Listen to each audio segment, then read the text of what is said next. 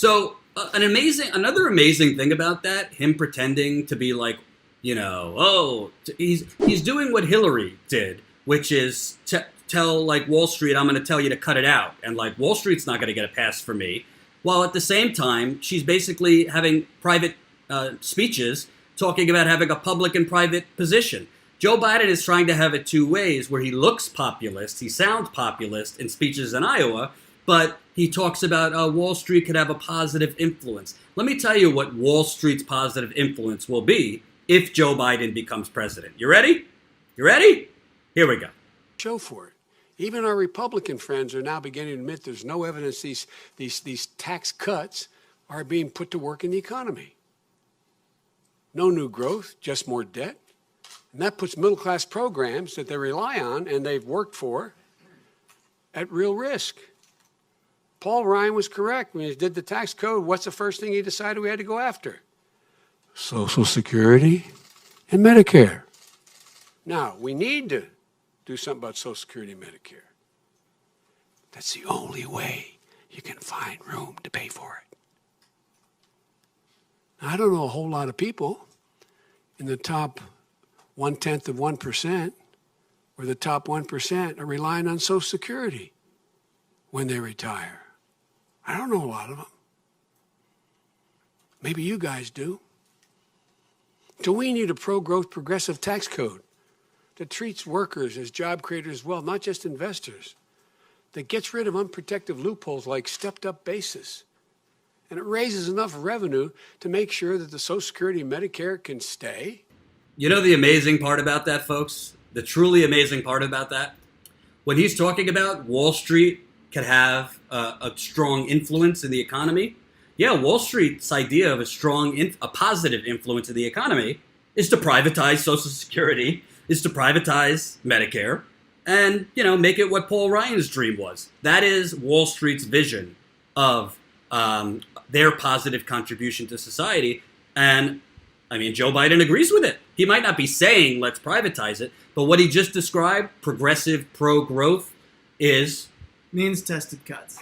So basically, right now, Social Security is not an entitlement program. You pay into it, and you get money back for your retirement. But what Biden is proposing is that we turn it into a welfare program, which makes it more vulnerable. So if you means test Social Security, which is, by the way, already means tested, right? So like, if you add an additional layer of means testing where people above a certain threshold don't get anything, but they pay into it, that makes the program very vulnerable because, well, not everybody gets it. Not everybody is, everybody's paying in, but not everybody gets it. It's no different than what we would consider a traditional welfare program at that point. And we all know how easily welfare is attacked in this country. And Joe Biden knows it because he was one of the guys who was in favor of it. And by the way, when Obama was president, and Joe Biden was the one negotiating for Obama with Mitch McConnell, Obama never got his hands dirty and went at the Capitol Hill. It was Joe Biden, Republican light, with Mitch McConnell, Republican. And Obama was offering things like chain CPI, which would have made cuts to Social Security. And they were talking about in their grand bargain. Remember that? The 2012-2013 grand bargain?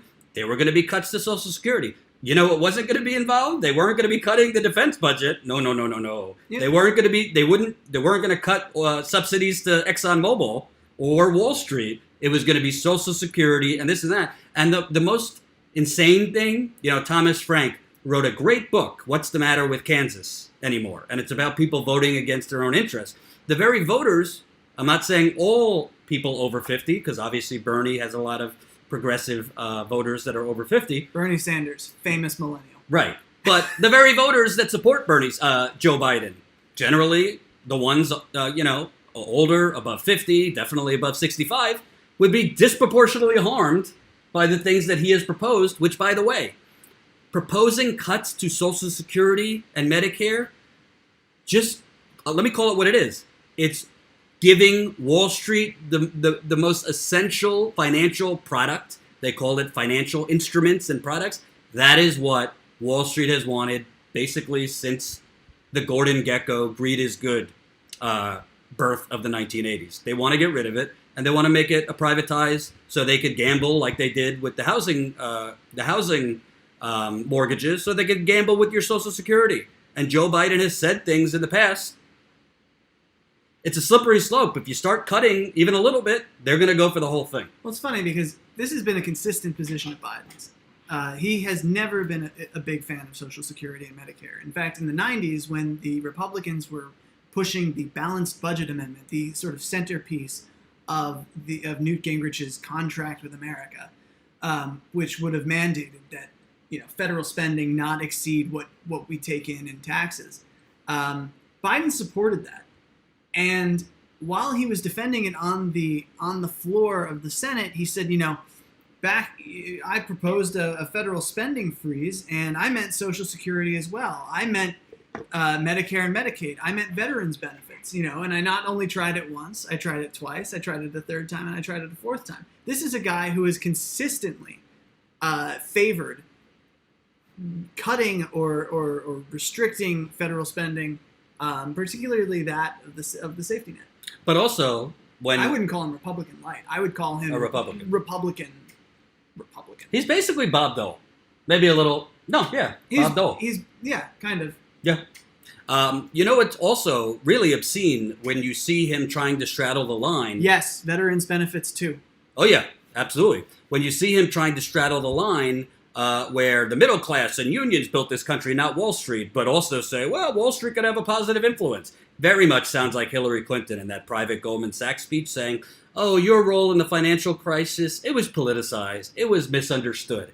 Well, this is a man who voted in the 90s to deregulate derivatives. I don't want to get too in the weeds for you, but deregulating derivatives was the opening of the floodgates to the 2008 financial crash. So was repealing Glass-Steagall, which he was just hunky-dory with. Joe Biden voted for that. He also voted to deregulate the media industry, which is why we have the corporate sensationalist crap we have. But thank God, it's also why we have an opening here at Status Quo. This is a man who is publicly in his speeches talking about, Wall Street could be a positive influence. Well, let's see what Joe Biden has to say about those billionaires. Those billionaires. He thinks those billionaires are just misunderstood. We have not seen this huge concentration of wealth. And the folks at the top aren't bad guys. I get in trouble in my party when I say wealthy Americans are just as patriotic as poor folks. I found no distinction. I really haven't. But this gap is yawning. It's gaping. And it's having the effect of pulling us apart. You see the politics of it. And the country's not going to stand for it forever. So we have to deal with the tax code. It's wildly skewed toward taking care of those at the very top. So in 40 years in public life, Joe Biden, he hasn't seen any evidence that the wealthy people might be corrupt and that wealthy people maybe have bought off people like himself. He hasn't seen any difference. And by the way, I know wealthy people that are super patriotic. I know a few wealthy... I always talk about Ben and Jerry, who make great ice cream, and I'm very depressed because I'm lactose intolerant now, and I can't eat Ben and Jerry's without dying. So, Joe Biden, the billionaires, it's not their fault. Well, let me ask you a question. Let me just ask you a question, because I'm a very visual person. You see this chart? This is from 1980. That red line is all the wealth going upward, and that blue line is all the wealth going downward, the bottom 50%'s wealth going down. Well, what started in 1980? Well, what started in the 1970s? A lot of people don't know this. They started peeling back the laws on money and politics. In the 1950s and 60s, you actually had pretty rigid regulation on how much individuals could donate, on how much corporations can donate. You did not have politicians that were basically bought off. I mean, you had politicians that got money from certain individuals, but you didn't have, there was stricter regulation on the first PAC. It wasn't a super PAC. The first PAC, Political Action Committee, if you watch Get Me Roger Stone, that was Roger Stone in the 1970s. So in the 1970s, PAC started, and then you have the deregulation of Wall Street, and then you have corporate money flooding, and then you have the explosion of lobbying in K Street. This all started in the 1980s. So this when Joe Biden says, "Oh, it's not, these millionaires are just as patriotic as the wealthy people." Well, it's the millionaires who are buying off the politicians. So I'm not blanketing all millionaires as toxic shitbags, excuse my French, but I am saying it's really, really the wrong message in 2019 and 2020 when you have had an explosion in an anti-establishment fervor that has not gone away since 2016 to say, oh, it's not the billionaires' fault. Right, it's just the tax system that's the problem. This is what Democrats always talk about: fixing the tax code. Fixing the tax code is not going to help. Is not going to fix the structural disease. The structural disease is we have fetishized business in this country, where business. That's why I call it the United Corporations of America.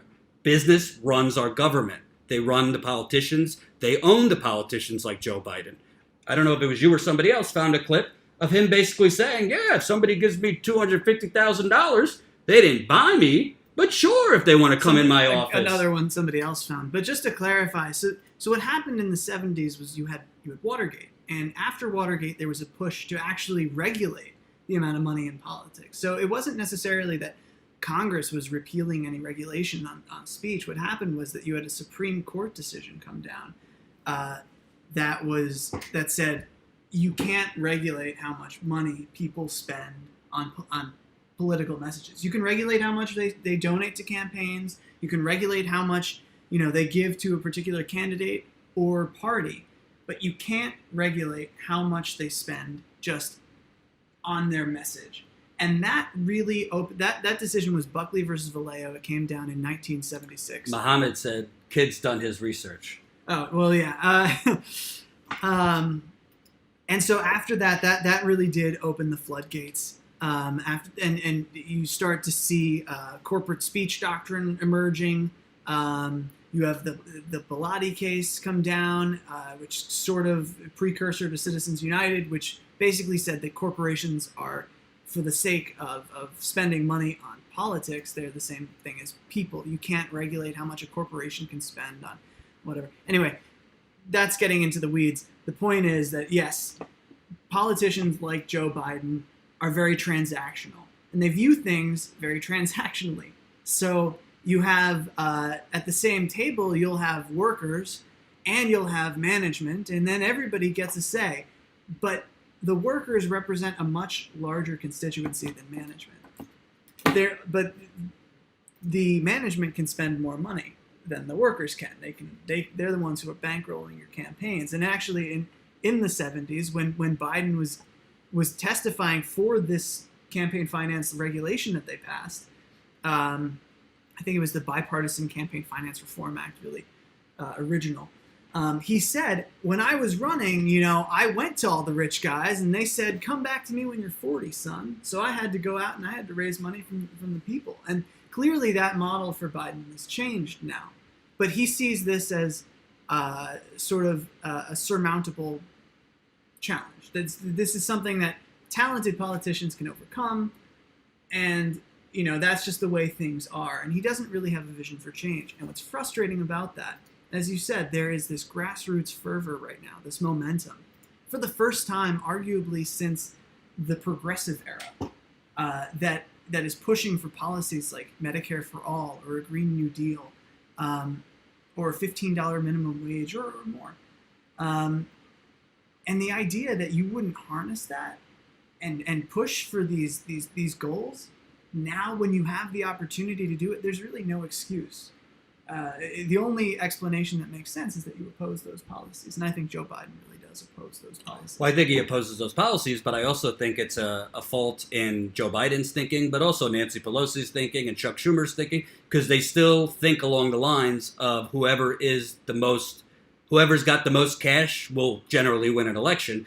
And I think Hillary Clinton proved that is not true. Well, they also remember the 1980s, right? Like when Reagan won, he didn't just win; he crushed. He won, I think, every state but one in 1980, and it was a landslide. And Democrats, I think, are still, of a certain generation, are still haunted by that. Like if we push too far left, Ryan Grimm said this best. He's like, if they push too far left, the ghost of Reagan is going to come and haunt their house. Like that, right. That thinking still exists.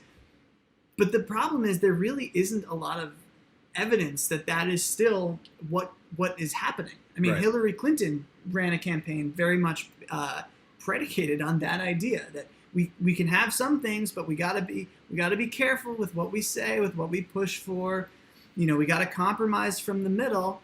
And she lost. A non-existent middle, by the way. A non-existent because middle. there is no moderate Democrat anymore. A moderate Democrat is a Republican. That's Right, because the GOP has continued to pull to the right, and the Democrats have consistently tried to keep to the center. But as the GOP moves to the right, the center changes, and I don't understand why people don't get this. Like people in DC, I don't know why they don't get it. And to an extent, I think many do. I think their careers are kind of dependent on this model, and they'd rather have a Republican in power than a progressive because that's their livelihood. Right. I want to play a little bit more of Joe Biden's speech in Iowa because it gets worse. Work, not just wealth. We've got to return the dignity of work. And I think that, look, I believe that the president is literally an existential threat to America for three reasons. One, he is a genuine threat to our core values.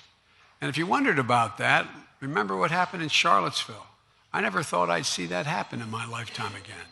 You had people climbing out of the fields and from under rocks, carrying torches, contorted faces, chanting the same anti-Semitic bile that was chanted in Europe and in Germany in the 30s. Same exact language, carrying Nazi flags, accompanied by white supremacists, accompanied by the Ku Klux Klan, and confronted by decent people who said, "Not in my city." And what happened? When he was asked to comment on it, he said, quote, "There were very fine people in both groups." So what you have here, and I want to first, as a disclaimer, make very, very clear that obviously I agree with Joe Biden on this. Any objective person would agree that what Trump did is absolutely disgusting, and you can't equate Nazis and neo-Nazis with like protesters of that. So let's put that out of the equation. Obviously, it's not it doesn't take political courage to condemn what Trump is saying. But if you think if you actually contain nuance in your brain, thank you for the super chat, $5 from Trichometrist. Earn that money. Thank you. Joe Biden is talking about the scourge of racism and bigotry when Joe Biden has actually pushed forward some of the most racist and bigoted policy in American history. Walker reminded me to get this clip. This is Joe Biden on the Senate floor. It might not be him carrying tiki torches and saying Jews won't replace us, but it's certainly bigoted. Do you remember this?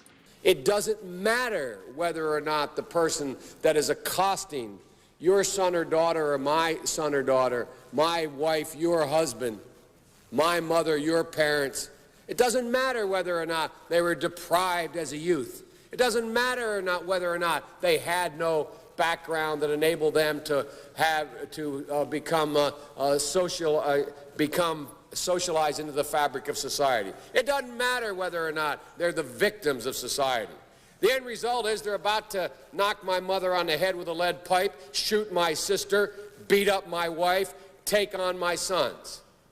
So I don't want to ask what made them do this. They must be taken off the street. That's number one. There's a consensus on that. Unless we do something about that cadre of young people, tens of thousands of them, born out of wedlock, without parents, without supervision, without any structure, without any conscience developing, because they literally, I yield myself 3 more minutes, because they literally have not been socialized.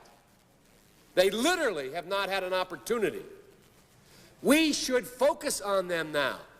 If we don't, they will, or a portion of them will, become the predators 15 years from now. And Madam President, we have predators on our streets that society has, in fact, in part because of its neglect, created. Again, it does not mean because we created them that we somehow forgive them or do not take them out of society to protect my family and yours from them. I give you the floor. Yeah, so that was his crime bill pitch. That was his pitch for the crime bill, for tough on crime. And I mean, there's really, what can you say to that? To me, that's worse than what Hillary Clinton said. I mean, it's both. It is. There's two peas in a pod, but it's considerably worse. I think so. I mean, at that point, it's just kind of picking which foot you want to shoot. But I mean, to me, it's. I honestly don't know what to say about it. It's just it's vile. It was wrong at the time. It's really wrong now. He's not the only Democrat to have supported it. We tend to forget that this was a bipartisan crime bill. It was pushed by people in both parties. It was also pushed by there was a lot of racist stuff going on, but it was also pushed by certain black leaders, and we forget that. Hope you enjoyed that last video. Hop on over to statuscoup.com where you can sign up for our email list and become a member for as low as $5 to $10 a month. Membership is how we grow. That's statuscoup.com/join. And remember, join our email list so we can grow the revolution with you.